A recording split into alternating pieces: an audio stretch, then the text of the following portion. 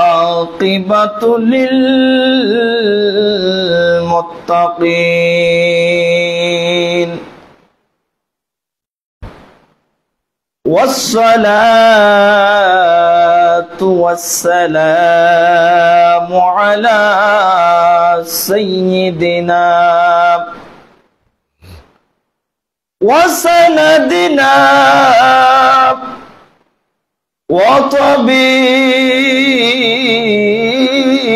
وطبيبنا وطبيب قلوبنا من أرسله رحمة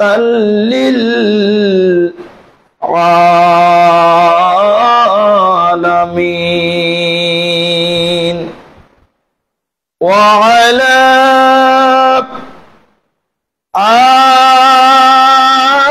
آله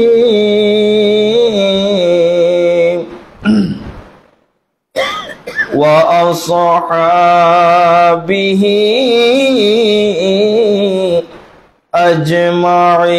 أجمعين أما بعد فقد قال الله تعالى عز وجل في شان حبيبه آمرا ومخبرا إن الله وملائكته يصلون على النبي يا أيها الذين آمنوا صلوا عليه وسلموا تسليما صلى الله على سيدنا محمد صلى الله على سيدنا محمد وآله اللهم صل على سيدنا مولانا محمد وعلى آل سيدنا مولانا محمد बंदा मिलने को करीब हज़रत क़ादर गया लम्हाए बातिन में गुम ने जलवाए ज़ाहिर गया अल्लाहुम्मा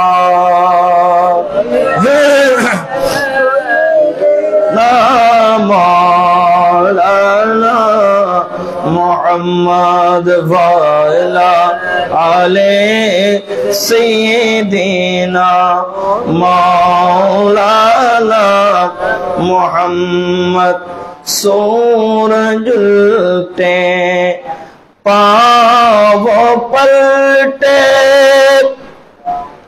चाँद इशारे से ऊंचा अंधे नजदी देख ले कुदरत रसूल अल्लाह की अल्लाहुम्मा सल्ले अला सय्यिदना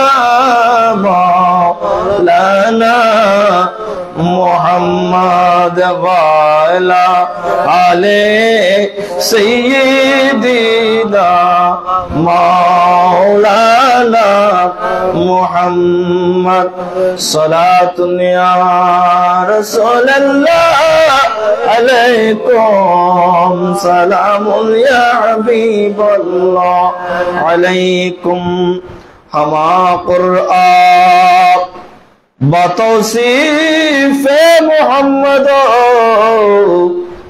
बोरो नाज़िल चे गोयम वस्फ़े अहमद सलातुन या सलामुन या हबीबल्लाह हर किश्के मुस्तफा सामने होस्त बाहर बरे दरे गोशेदा माने होस्त सलातुन या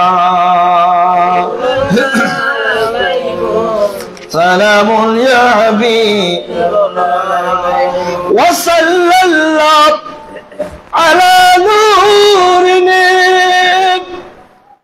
कज़ूशद नूर पैदा ज़मी अज़ हुब्बे साकिनी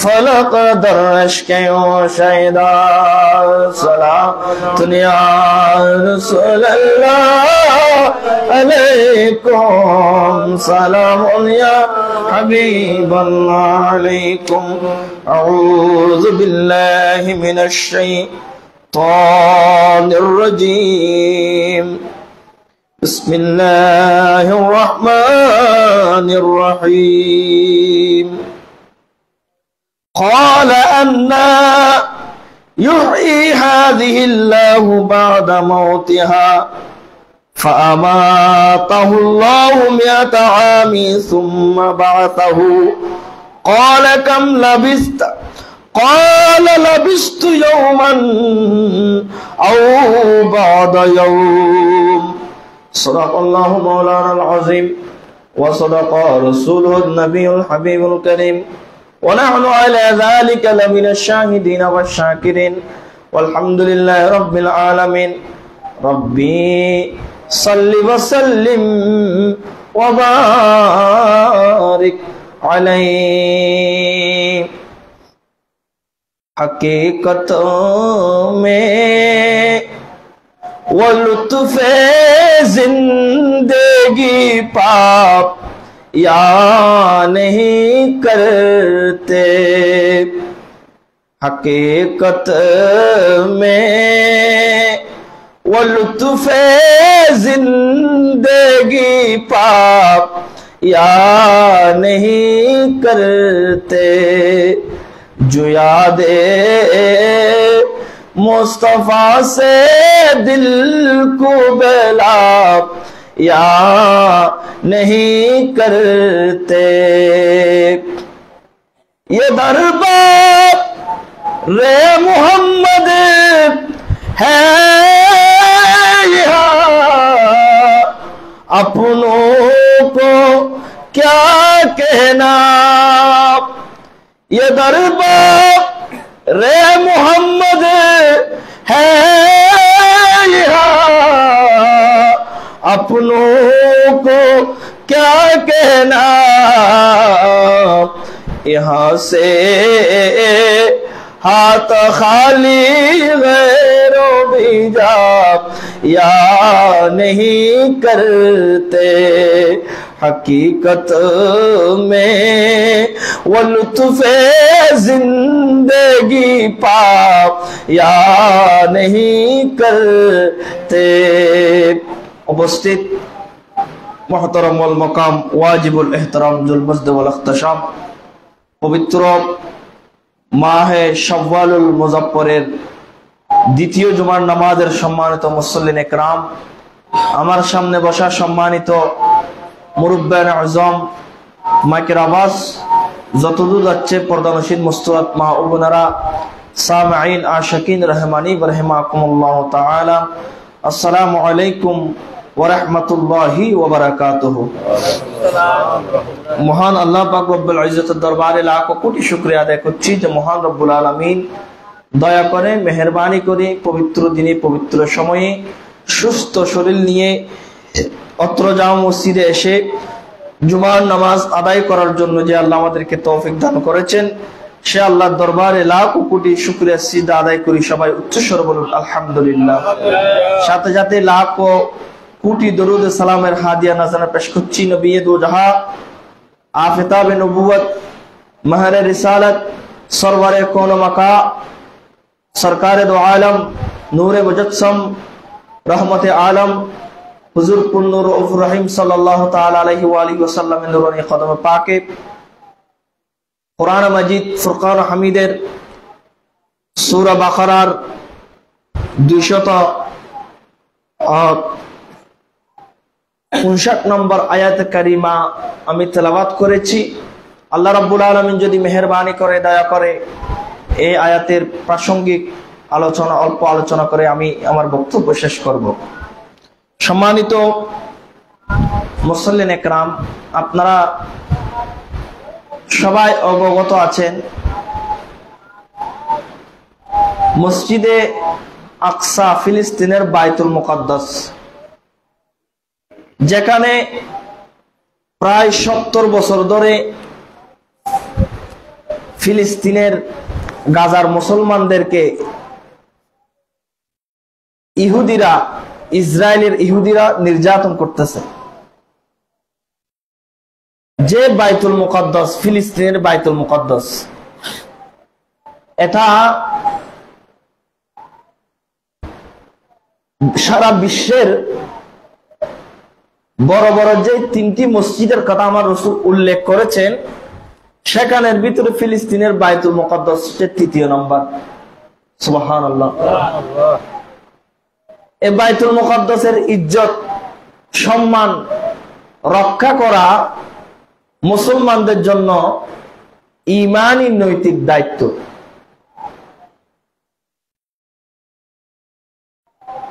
আজ থেকে আমার রাসূল পৃথিবীতে আগমন করার পূর্বে বনি ইসরায়েলের যুগের ঘটনা আল্লাহ এই সূরা বাকারার কুরআনুল কারীমের সূরা বাকারার মধ্যে উল্লেখ করেছেন। বনি ইসরায়েলের ঘটনা, আল্লাহর নবী অথবা ওলি, তিনি ওলি বা নবী ইখতিলাফ আছে। আল্লাহর ওলি ধরেন হযরতে উযায়ের আলাইহিস সালাম, আপনারা নিশ্চয় নাম শুনেছেন। হযরতে উযায়ের আলাইহিস সালাম, তিনাকে কেউ কেউ নবী বলেছেন, আবার কেউ কেউ ওলি বলেছেন। তিনি বখতে নসর নামক একজন বাদশা ছিল। বখতে নসর, এই বখতে নসরের আমলে এই বখতে নসর বনি ইসরায়েলের অনেক নবীদেরকে, অনেক মানুষকে নির্যাতন করেছিলেন। বখতে নসর ফিলিস্তিনের বাইতুল মুকাদ্দাসের মধ্যে আক্রমণ করেছিল এবং সমস্ত জনপদগুলো ধ্বংস করে দিয়েছিল ফিলিস্তিনের। এখন হযরত উযায়ের আলাইহিস সালাম তিনি একটি গাধার পিঠে চড়ে ফিলিস্তিনের বাইতুল মুকাদ্দাসের জনপদগুলো দেখতেছিল। তিনি দেখে দেখে আফসোস করতেছিলেন যে ক্বালা আন্না ইউহয়ি হাযিহিল্লাহু বা'দা মাউতিহা, এই যে সমস্ত জনপদগুলো ধ্বংস করা হয়েছে, এত সুন্দর ফিলিস্তিনের বাইতুল মুকাদ্দাসকে ধ্বংস করে দেওয়া হয়েছে, এটা কি পুনরায় আল্লাহ আবার কি জীবিত করতে পারবে? এই কথা তিনি চিন্তা করতেছিলেন। গাধার পিঠে চড়ে তিনি বাইতুল মুকাদ্দাসের চতুর্দিকে ওই ফিলিস্তিনের জনপদের মধ্যে ঘুরে ঘুরে এই দৃশ্যগুলো দেখতেছেন এবং চিন্তা করতেছেন।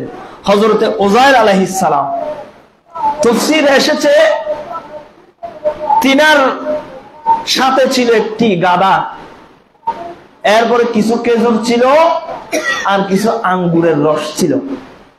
এটা কোরআন শরীফের কাহিনী।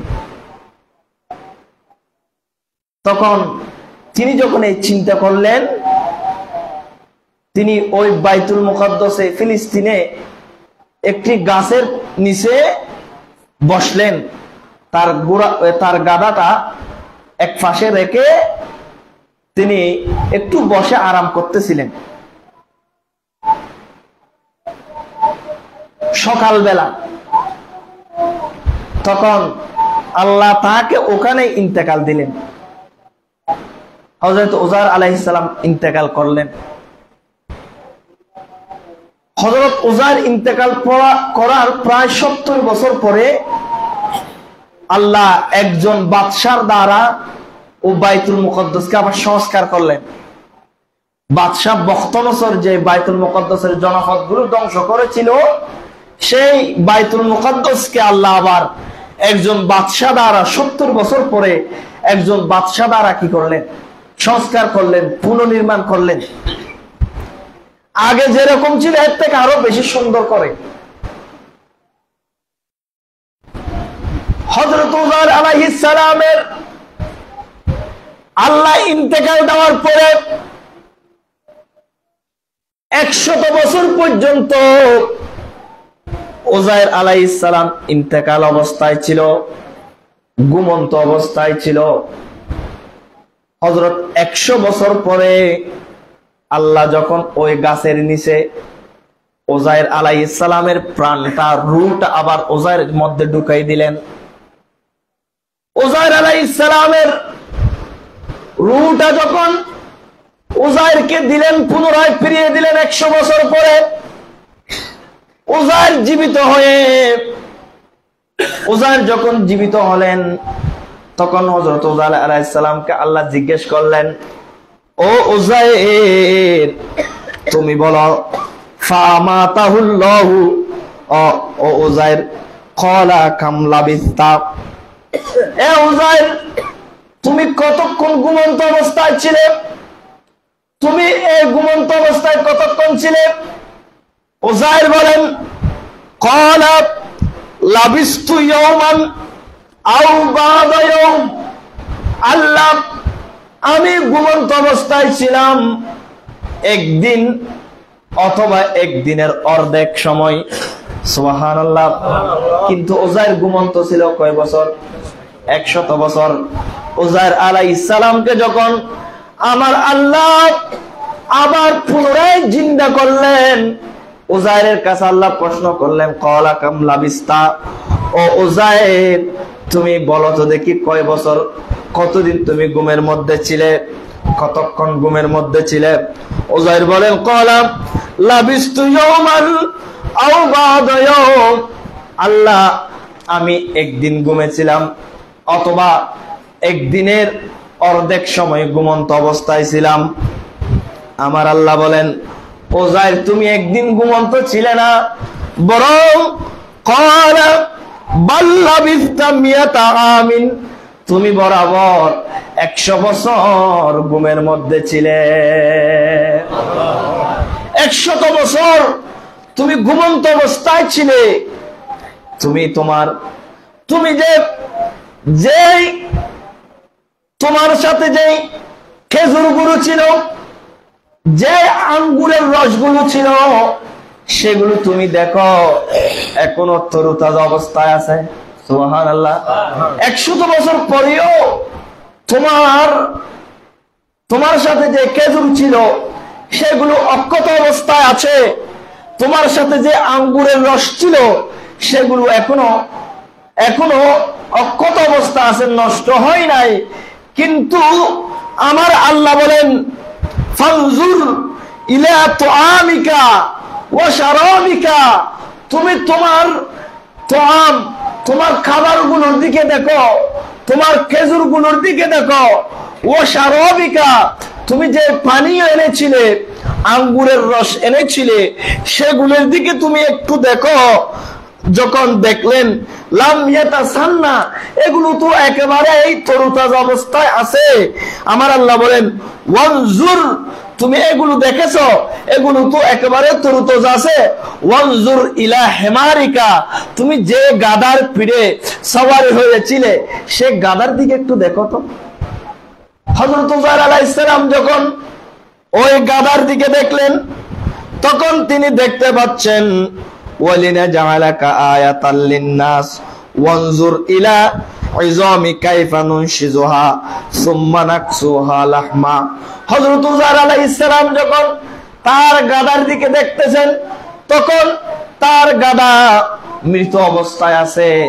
তার গাধার হাড়গুলো হারিয়ে গিয়েছে, সবগুলো মাটির সাথে মিশে গিয়েছে। আমার আল্লাহ আবার পুনরায় ওই মৃত গাধার ভিতরে রূহ দিলেন, প্রাণ দিলেন। পুনরায় আল্লাহ হযরতে উযাইর আলাইহিস সালামের গাধাকে জীবিত করে দিলেন। উযাইর আলাইহিস সালামের গাধা আবার আল্লাহ জীবিত করলেন। ওয়ালিনা জাআলাকা আয়াতাল লিন্নাস, এটা মানুষের জন্য আল্লাহ নিদর্শন হিসেবে রেখেছেন। একটু জোরে বলুন না সুবহানাল্লাহ। অর্থাৎ মানুষ মরে গিয়েছে, সমস্ত কিছু ধ্বংস হয়ে গিয়েছে, এগুলো ধ্বংস হওয়ার পরেও আল্লাহ যদি চান তাহলে সেগুলোকে আবার পুনর্জীবিত করতে পারেন। এটা দেখানোর জন্য আল্লাহ উযাইরকে এভাবে ইন্তেকাল দিলেন, 100 বছর পরে আবার জীবিত করলেন। তো এখন উযাইর আলাইহিস সালাম তো তার পরিবার থেকে, ফ্যামিলি থেকে 100 বছর পর্যন্ত কোথায় ছিল? ঘুমন্ত ছিল, মৃত অবস্থায় ছিল। তার পরিবারের কাছে যখন ফিরে গেল, উযাইর আলাইহিস সালাম 40 বছরের যুবক অবস্থায়। তার ছেলের বয়স 118 বছর। এটা খুব আশ্চর্যজনক বিষয় না? তার ছেলের বয়স কত? 118 বছর, কিন্তু হযরত উযাইরের বয়স 40 বছর। কোরআন শরীফে আছে কাহিনীগুলো। তো উযাইর আলাইহিস সালাম যখন তার একটা আইডিয়া করে তার ঘরে গেলেন, 100 বছর পরে তো এই জায়গা এভাবে থাকবে না, অনেক ডেভেলপ হয়ে যাবে, পরিবর্তন হয়ে যাবে, চেঞ্জ হয়ে যাবে। তিনি একটু আইডিয়া করে তার ঘরে গেলেন। তার একজন বাদী ছিল, দাসী। সেই দাসী অন্ধ ছিল, তার 2 পা অকেজু ছিল। হযরত উযাইরের দাসীর 2 পা অকেজু ছিল এবং অন্ধ ছিল। সেই যখন ঘরে গেলেন তখন ডাক দিলেন, এটা কি হযরতে উযাইর আলাইহিস সালামের ঘর? তার বয়স কিন্তু 40 বছরের যুবক হয়ে গেল। তিনি যখন ডাক দিলেন, এ ঘরওয়ালা, এটা কি হযরত উযাইরের ঘর? তখন তার অন্ধ দাসী 100 বছর বয়স হয়ে গিয়েছে, একেবারে বার্ধক্য অবস্থায় চলে এসেছে। তিনি বললেন, ও আল্লাহর বান্দা, হ্যাঁ, এটা হচ্ছে হযরত উযাইর আলাইহিস সালামের ঘর। এই কথা যখন বললেন, হযরত উযাইর বললেন, এ আল্লাহর বান্দা, আল্লাহর নবী বা আল্লাহর ওলি উযাইর আলাইহিস সালাম কোথায়? তার দাসী বাঁধি বলেন, ওগো আল্লাহর বান্দা, আল্লাহর নবী বা ওলি হযরত উযাইর আলাইহিস সালাম দীর্ঘ 100 বছর পর্যন্ত আমাদের মধ্য থেকে হারিয়ে গিয়েছে। আমরা এখনো উযাইরকে পাই নাই। উযাইরকে আমরা পাই নাই। তিনি 100 বছর পর্যন্ত, 100 বছর হচ্ছে, কোথায় চলে গেছে? তখন তিনি যখন এই কথা বললেন, উযাইর বলেন, ও আমার বাঁধি, আমার দাসী, আমি হচ্ছে আল্লাহর নবী উযাইর বা আল্লাহর ওলি উযাইর। আমি উযাইর আলাইহিস সালাম ওই অন্ধ তার দাসী বিশ্বাস করতেছে না, বলে যে আপনি যদি উযাইর আলাইহিস সালাম হয়ে থাকেন, তাহলে উযাইর আলাইহিস সালামের একটি গুণ ছিল, তিনি দোয়া করার সাথে সাথে আল্লাহর দরবারে কবুল হতো, মুস্তাজাবুদ দাওয়াত ছিলেন। যদি আপনি উযায়ের আলাইহিস সালাম হয়ে থাকেন, ও আল্লাহর নবী উযায়ের, দয়া করে আমার দুই চোখ অন্ধ, আমার দুইটি পা অকেজো, আপনি আল্লাহর দরবারে দোয়া করুন আল্লাহ যেন আমার চোখের দৃষ্টি ফিরিয়ে দেয়, আমার দুটি অকেজো পা ভালো করে দেয়। আপনি দোয়া করুন না। আপনি যদি উযায়ের হয়ে থাকেন, তখন উযায়ের আলাইহিস সালাম আল্লাহর দরবারে দোয়া করলেন। দোয়া করার সাথে সাথে আল্লাহ ওই তার অন্ধ দাসীর দুটি চোখের আলো আবার ফিরিয়ে দিলেন এবং তার দুটি অকেজো পা আল্লাহ ভালো করে দিলেন। তিনি ভালো হয়ে হযরত উযায়ের আলাইহিস সালামকে নিয়ে তার ছেলে বনি ইসরাইলের একটি বৈঠকের মধ্যে ছিলেন, মজলিসে ছিলেন। ছেলের বয়স কত বললাম? 118 বছর। বাবার বয়স 40 বছর। কি আশ্চর্য, অদ্ভুত! এগুলো একমাত্র আল্লাহ পারেন, ঠিক কিনা? সমস্ত ক্ষমতার মালিককে। অসীম ক্ষমতা যার হাতের উপর, যার নামে বয়ে চলে ঝরনা নহর, ঝরনা নহর, সেই প্রভুর প্রেমে হব মোরা দিওয়ানা, প্রভুর প্রেমে মন সারা দাও না। সালাত নিয়া সালামুন ইয়া হাবিব। আল্লাহর নবী, আল্লাহর ওলি হযরত উযায়ের আলাইহিস সালামকে নিয়ে তার দাসী ওই বনি ইসরাইলের মজলিসের মধ্যে গেলেন। ওখানে উযায়ের আলাইহিস সালামের ছেলের বয়স 118 বছর। তার নাতি যারা ছিল তাদের বয়স 100 বছর থেকে আরো বেশি। কিন্তু 40 বছরের যুবক হযরত উযায়েরকে যখন দেখলেন, তারা বিশ্বাস করতেছে না। বলতেছে, এই জমিনের মধ্যে তৌরাত কিতাবের কোন হাফেজ আছে কিনা? বলে যে তৌরাত কিতাব এর এলম আছে, এরকম কোন বান্দা নাই। উযায়ের বলেন, আমি উযায়ের আলাইহিস সালাম, আমি যে তৌরাত কিতাবের হাফেজ ছিলাম, তোমরা আমার থেকে তৌরাত কিতাব শুনো। এই কথা বলে হযরত উযায়ের আলাইহিস সালাম তৌরাত কিতাব পড়তে আরম্ভ করে দিল, শুরু করে দিল। পড়তেছিল, পুরা তৌরাত কিতাব মুখস্থ এক দাঁড়ানোর মধ্যে উযায়ের আলাইহিস সালাম শুনিয়ে দিলেন। তখন ওখানে একজন প্রবীণ ব্যক্তি ছিলেন, তিনি বলতেছেন, আমরা তো তৌরাত কিতাব সম্পর্কে জানি না, আমাদের সেই এলমও নাই। এ উযায়ের আলাইহিস সালাম যে তৌরাত কিতাব মুখস্থ বলতেছে, এগুলো কি সত্য নাকি মিথ্যা তা তো আমরা বলতে পারতেছি না। কিন্তু আমি আমার বাবা থেকে শুনেছি অমুক জায়গায় একটি তৌরাত কিতাব আছে যেটা মাটির নিচে ফুতে দেওয়া হয়েছে। আমি গিয়ে ওই তৌরাত কিতাবটা নিয়ে আসি। নিয়ে আসে যখন ওই তৌরাত কিতাব আমরা খুলব আর এদিকে উযায়েরকে মুখস্থ পড়তে দিব। একটু জোরে বলুন না সুবহানাল্লাহ। তিনারা তৌরাত কিতাব আনলেন ওখান থেকে, এনে খুললেন, আর এদিকে উযায়ের আলাইহিস সালাম শুরু থেকে শেষ পর্যন্ত এক দাঁড়ানোর মধ্যে বলে দিলেন। একটু জোরে বলুন না সুবহানাল্লাহ। তাহলে সবকিছু আল্লাহ পারেন কিনা? এগুলোর ক্ষমতা আল্লাহর হাতে আছে কিনা? আল্লাহ সবকিছু পারেন। সেই বাইতুল মুকদ্দাস আল্লাহ আবার পুনর্নির্মাণ করলেন 70 বছর পরে। কয় বছর পরে? 70 বছর পরে। এই বাইতুল মুকদ্দাস এটা মুসলমানদের প্রথম কিবলা। আমার নবী হিজরতের পূর্বে মক্কায়ে মুআজ্জামায় যখন ছিলেন আমার রাসূল, তখনও বাইতুল মুকদ্দাসের দিকে ফিরে নামাজ আদায় করতেছিলেন। এটার মর্যাদা ইসলামের মধ্যে 3টি মসজিদের মর্যাদা বেশি। কয়টি মসজিদ?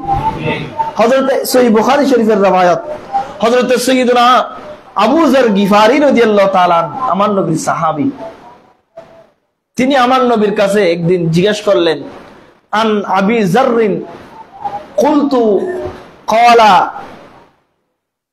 ইয়া রাসূলুল্লাহ সাল্লাল্লাহু আলাইহি ওয়াসাল্লাম, ইয়া রাসূলুল্লাহ, আইয়ু মসজিদিন উদিআ ফিল আরদি আউয়ালু, নবী গো, পৃথিবীর জমিনের মধ্যে সর্বপ্রথম আল্লাহ পৃথিবীর জমিনে কোন মসজিদটি সর্বপ্রথম সৃষ্টি করা হয়েছে? প্রশ্ন করলেন কে? আমার নবীর সাহাবী হযরতে সাইয়্যিদুনা আবু যর গিফারি রাদিয়াল্লাহু তাআলা বললেন, নবী গো, আল্লাহ পৃথিবীর জমিনের মধ্যে কোন মসজিদটি সর্বপ্রথম সৃষ্টি করা হয়েছে, কোন মসজিদটি সর্বপ্রথম বানানো হয়েছে, নির্মাণ করা হয়েছে? এই প্রশ্ন যখন আমার রাসূলকে করলেন আবু যর, আমার নবী বলেন, ও আবু যর, সর্বপ্রথম মসজিদে হারাম, মক্কা শরীফের মসজিদ, মসজিদে হারাম নির্মাণ করা হয়েছে। সর্বপ্রথম যে মসজিদ নির্মাণ করা হয়েছে সেই মসজিদের নাম কি? মসজিদে হারাম, মক্কায়ে মুআজ্জামার মসজিদ, মসজিদে হারাম, যে মসজিদের মধ্যে গিয়ে এক রাকাত নামাজ আদায় করলে 1,00,000 রাকাত নামাজের সওয়াব দেওয়া হয়। এর থেকে ফজিলতপূর্ণ মসজিদ আর হতে পারে? এরপর দ্বিতীয় নম্বর, কুলতু সুম্মা আইয়ু, ইয়া রাসূলুল্লাহ, এরপরে আল্লাহ কোন মসজিদটি সৃষ্টি করেছেন, কোন মসজিদটি বানানো হয়েছে বা নির্মাণ করা হয়েছে? তখন আমার রাসূল বললেন, আল মসজিদুল আকসা, ফিলিস্তিনের বাইতুল মুকাদ্দাসকে বানানো হয়েছে। একটু জোরে বলুন না সুবহানাল্লাহ। দুইটি মসজিদ সর্বপ্রথম সৃষ্টি করা হয়েছে। প্রথম নম্বর হচ্ছে মক্কায়ে মুআজ্জামার মসজিদ, মসজিদে হারাম। দ্বিতীয় নম্বর হচ্ছে ফিলিস্তিনের বাইতুল মুকাদ্দাস। তাহলে নির্মাণের দিক দিয়ে পৃথিবীর জমিনের মধ্যে দ্বিতীয়তম মসজিদ হচ্ছে কি? মসজিদে আকসা, মসজিদে আকসা, ফিলিস্তিনের বাইতুল মুকাদ্দাস। এই মসজিদের আশেপাশে অসংখ্য লক্ষ লক্ষ নবীদের কবর আছে, মাজার আছে, যে মসজিদের মধ্যে আমার নবী মেরাজ রজনীতে 2 রাকাত নামাজের ইমামতি করেছিলেন। এগুলো আপনাকে বিশ্বাস করতে হবে। যদিও আমাদের দেশে অনেক ভাইরা আমার নবী মেরাজ রজনীতে মেরাজে গিয়েছেন, আল্লাহর সাথে দিদার করেছেন, ফিলিস্তিনের বাইতুল মুকাদ্দাসে গিয়েছেন, 2 রাকাত নামাজ পড়েছেন, ওখানে লক্ষ লক্ষ নবীরা আমার নবীর পিছনে নামাজ আদায় করেছেন। এটা অনেকে বিশ্বাস করে না। অথচ সহিহ বুখারী শরীফ সহ, মুসলিম শরীফ সহ, ইবনে মাজাহ, সিয়াসিত্তার সমস্ত হাদিসের কিতাবে এই হাদিসগুলো মওজুদ রয়েছে। একটু জোরে বলুন না সুবহানাল্লাহ। এটা অনেক ফজিলতপূর্ণ মসজিদ, মসজিদে আকসা, মসজিদে আকসা, আকসা। সুবহানাল্লাযী আসরা বিআবদিহি লাইলাম মিনাল মাসজিদিল হারামি ইলাল মাসজিদিল আকসা। কুরআন শরীফে সূরা ইসরা আল্লাহ শুরুর দিকে বলছেন, সুবহান, সেই সত্তা পবিত্র, আল্লাযী, যিনি, আসরা, সায়ের করালেন, সফর করালেন, বিআবদিহি, নিজ বান্দাকে, আপন বান্দাকে, প্রিয় মাহবুবকে, লাইলাম মিনাল মসজিদিল হারাম ইলাল মসজিদিল আকসা, অল্প রাতের, অল্প সময়, রাতের অল্প, যারা উলামায়ে কেরাম আছেন ওরা বুঝবে।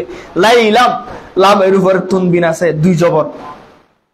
এখানে লাইলাম বোঝানো হয়েছে লামের উপর 2 তনবিন। তনবিন দেওয়ার কারণ হচ্ছে, 2 জবর দেওয়ার কারণ হচ্ছে, অর্থাৎ একেবারে কলিল, এটা কলিলের জন্য, কলিল মানে একেবারে অল্প সময়ের জন্য। অর্থাৎ রাতের, পুরো রাত্রিতে না, আল্লাহর রাতের অল্প সময়ে মসজিদে হারাম, মক্কায়ে মুআজ্জামার মসজিদ, মসজিদে হারাম থেকে মসজিদে ইলাল মসজিদিল আকসা, মসজিদে আকসা পর্যন্ত আমার রাসূলকে সফর করালেন, ভ্রমণ করালেন। যে মসজিদে হারাম থেকে মসজিদে আকসার দূরত্ব 1 মাসের রাস্তা। কয় মাস? তখন গেলে কয় মাস লাগতো? সেই মসজিদকে আমার আল্লাহ আমার রাসূলকে একেবারে অল্প সময়ে ভ্রমণ করালেন। তো কেন ভ্রমণ করালেন? আল্লাযী বারাকনা হাওলাহু লিনুরিয়াহু মিন আয়াতিনা, আমি আল্লাহ ওই মসজিদের চতুর্পাশে, ওই মসজিদ মানে কোন মসজিদ? মসজিদে আকসা ফিলিস্তিনের বাইতুল মুকদ্দাসের চতুর্পাশে আমি আল্লাহ অনেক বরকত রেখেছি, অনেক নিদর্শন রেখেছি, অনেক নিদর্শন রেখেছি, বরকত রেখেছি। সেই বরকত, সেই নিদর্শন পরিভ্রমণ করানোর জন্য আমি আমার রসুলকে ফিলিস্তিনের বাইতুল মুকদ্দাসে চতুর্পাশে আমি আমার রসুলকে ভ্রমণ করালাম। তাহলে বাইতুল মুকদ্দাসের চতুর্পাশে কি আছে? বরকত আছে, বলুন না, কি আছে? এটা আমার কথা না আল্লাহর কথা? এই ফিলিস্তিনের বাইতুল মুকদ্দাসের চতুর্পাশে আল্লাহ বরকত রেখেছেন, নিদর্শন রেখেছেন। যদিও এই ইহুদিরা ফিলিস্তিনের গাজার মুসলমানদেরকে, ফিলিস্তিনি ভাই বোনদেরকে নির্যাতন করছে আজকে 70 বছর ধরে, কিন্তু আমাদের মুসলমানদের প্রায় অনেকগুলো, প্রায় 35টি পর্যন্ত মতো ইসলাম মুসলিম রাষ্ট্র কান্ট্রি রয়েছে, তাদের বিবেক এখনো খুলছে না, কেউ কথা বলছে না। ওরা চাইলো এই বাইতুল মুকদ্দাসকে ধ্বংস করতে পারবে? পারবে? পারবে না। এর হেফাজতের দায়িত্ব কার হাতে? তা আল্লাহ যাকে হেফাজত করবে, আল্লাহ যাকে হেফাজত করবে নিজ কুদরতের হাতে, তাকে ধ্বংস করতে পারবে। যদিও আমরা একটু ভয়ের মধ্যে আছি, ভয়ের কোনো কারণ নাই, সাহস থাকতে হবে, ইমানি বল থাকতে হবে, ইমানি শক্তি থাকতে হবে। যদি ইমানি শক্তি থাকে, আপনাকে পরাজিত করার মতো শক্তি পৃথিবীর জমিনের মধ্যে। আমি বদরের যুদ্ধের কথা বলেছিলাম, বদরের ময়দানে ইহুদিদের পক্ষে কয় হাজার ছিল? কয় হাজার? 1000। কয় হাজার সৈন্য? আর মুসলমানদের পক্ষে 313 জন। 300 বিজয় লাভ করেছে, মুসলমানরা বিজয় লাভ করেছে, কারণ আসমানি সাহায্য ছিল। তো আমাদের একই, আমাদের বিশ্বাস, যদি আমরা মুসলমানরা দুর্বল, কিন্তু আমাদের বিশ্বাস হচ্ছে আসমানি শক্তি, আল্লাহর পক্ষ থেকে আমাদের শক্তি, আল্লাহর পক্ষ থেকে যে সাহায্য আমাদের কাছে আসবে ইনশাআল্লাহ। আসবে কিনা? আসবে, অবশ্যই আসবে। ফিলিস্তিনের বাইতুল মুকদ্দাস এটা সম্মানিত স্থান, এটা বরকত মণ্ডিত স্থান, ফজিলতপূর্ণ স্থান। আমার রাসূল হাদিসে পাকে ইরশাদ করেছেন, লা তুশাদ্দুর রিহাল ইল্লা ইলা সালাসাতি মাসাজিদ। আমার রাসূল বলেন, তোমরা যদি সফর করো, ভ্রমণ করো, কয়টি মসজিদে করো? কয়টি মসজিদে? তাহলে যেখানে আমার নবী বলছে তোমরা যদি সফর করো, 3টি মসজিদে কি করবে? আচ্ছা, এখন সোশ্যাল মিডিয়ার যুগ, আপনারা টেকনোলজি যুগ, আপনারা সবকিছু দেখতেছেন মিডিয়ার মধ্যে। রিসেন্টলি আমাদের বাংলাদেশ থেকে কয়েকজন উলামা একরাম কোথায় গেল? ফিলিস্তিনে। অনেকে জানেন কোথায়? ফিলিস্তিনে গেল, ফিলিস্তিনে বাইতুল মুকদ্দাসে গিয়েছে। এটা নিয়ে অনেক তর্ক বিতর্ক হচ্ছে। অনেকে বলছে ইসরায়েলের বিষয় নিয়ে কেন ফিলিস্তিনে গেল, বিভিন্ন রকমের মন্তব্য এক একজন এক এক রকম করতেছে, ঠিক কিনা? তো বোঝা যাচ্ছে ফিলিস্তিনের আলাদা কোনো বিষয় নাই, ফিলিস্তিনের আলাদা কোনো কি নাই, বিষয় নাই। সেজন্য ইসরায়েলের বিষয় নিয়ে কোথায় প্রবেশ করতে হবে? ফিলিস্তিনে প্রবেশ করতে হবে। তা আমার রাসূল তো বলছে তোমরা যদি সফর করো, কয়টি মসজিদে করো? একানের ভিতরে 3য় নম্বর হচ্ছে ফিলিস্তিনের বাইতুল মুকদ্দাস। সুবহানাল্লাহ বলুন না। তাহলে যারা বাংলাদেশ থেকে ফিলিস্তিনে যাচ্ছে, বাইতুল মুকদ্দাসে যাচ্ছে, তারা তো রাসূলের হাদিসের উপরে আমল করছে। এখানে তর্ক বিতর্ক করার কোনো দরকার আছে? তা আমি বলবো, যারা তর্ক করছে নিশ্চয় তারা মনে হয় এই হাদিসটি তাদের চোখে পড়ে নাই। আমার নবী বলেন, লা তুশাদ্দুর রিহাল, তোমরা সফর করলে ইল্লা ইলা সালাসাতি মাসাজিদ, 3টি মসজিদ ব্যতীত অন্য কোন জায়গায় সফর করবে না, অধিক সওয়াবের নিয়তে। অর্থাৎ 1 নম্বর হচ্ছে আল মসজিদুল হারাম। 1 নম্বর তোমরা সফর করবে অধিক সওয়াবের নিয়তে মসজিদে হারাম, মক্কায় মুআজ্জামার মধ্যে। 2য় নম্বর মসজিদুর রাসূল, মসজিদে নববী, যে মসজিদের মধ্যে নামাজ পড়লে, 1 রাকাত নামাজ পড়লে 50,000 রাকাত নামাজের সওয়াব আল্লাহ দান করবেন। তৃতীয় নম্বর, ফিলিস্তিনের বাইতুল মুকদ্দাস, মসজিদে আকসা। তোমরা এই 3টি মসজিদে সফর করো। মসজিদে হারামে নামাজ পড়লে 1 রাকাত 1 লক্ষ রাকাতের সওয়াব। মসজিদে নববীতে নামাজ পড়লে 1 রাকাতে 50,000 রাকাতের সওয়াব। আর যদি ফিলিস্তিনের বাইতুল মুকদ্দাসের মধ্যে মসজিদে আকসায় নামাজ পড়ো, 1 রাকাতে 25,000 রাকাত নামাজের সওয়াব আমার আল্লাহ লিপিবদ্ধ করে দিবে। এই 3টি মসজিদ ব্যতীত অধিক সওয়াবের নিয়তে অন্য কোন মসজিদে সফর করা যাবে না। এখানে বদরশাহ মসজিদে নামাজ পড়লে আপনি যে সওয়াব, হাটাজারি বাস স্ট্যান্ড মসজিদে নামাজ পড়লো একই সওয়াব, বাইতুল মুকাররমে পড়লো একই সওয়াব, জমিতুল ফালা পড়লো একই সওয়াব, কোনো বেশ কম নাই। শুধুমাত্র 3টি মসজিদে নামাজ পড়লে অধিক সওয়াব পাওয়া যায়। সুবহানাল্লাহ। আল্লাহ আমাদের সকলকে এই মসজিদগুলোতে নামাজ পড়ার তৌফিক দান করুন। আমিন। আপনাদের ইচ্ছা নাই? আমাদের অনেক ইচ্ছা, কিন্তু সময় সমর্থন না থাকার কারণে আমরা যেতে পারছি না। আল্লাহ সকলকে মসজিদে হারাম, মসজিদে নববী, ফিলিস্তিনের বাইতুল মুকদ্দাসে সফর করার তৌফিক দান করুন। আল্লাহ তুমি এই গাজা মুসলমান সহ, লবনান, সিরিয়া সহ, বর্মা, বিশ্বের যতগুলো নির্যাতিত কান্ট্রি আছে, মুসলমানদেরকে নির্যাতন করছে, আল্লাহ তুমি সব নির্যাতিত মুসলমানদেরকে তুমি স্বাধীন করে দাও। আল্লাহ আমাদের সকলকে বুঝে আমল করার তৌফিক দান করুন। আমিন। ওয়া আখিরু দাওয়ানা আলহামদুলিল্লাহি রাব্বিল আলামিন।